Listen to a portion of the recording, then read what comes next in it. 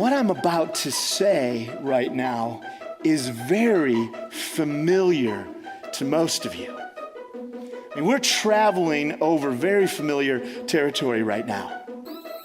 And here's a sad fact about human nature. This is definitely a result of the fall.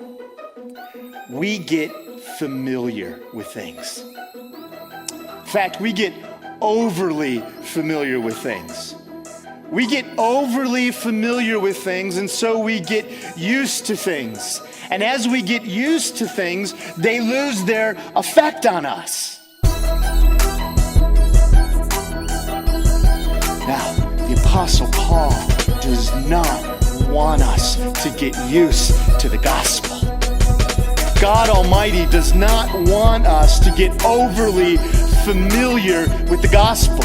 He doesn't want it to lose its effect on us. He's battling this tragic effect of the fall, this getting used to things by reminding us that at one time we were cut off from God. We were his enemy doing evil deeds, and he could not even look at us. Verse 22. Look at it with me. He has now, and I need to pause already after those three glorious words. He has now. Those words are glorious because what they say is that God is the one moving here. God is the one acting. God is the one taking initiative. Paul does not say, and then you. He doesn't say it because it's God on the move. Think about this. The one most offended by our sin takes the initiative. Takes the initiative to do what? Look at the verse. To reconcile.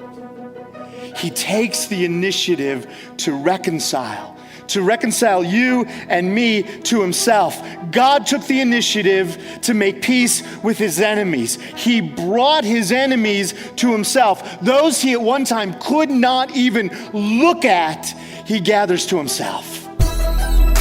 And so then the next obvious question becomes, how? How in the world can that happen? How is that possible? How can the holy, righteous God of the universe gather sinners like us to himself? Let's read on.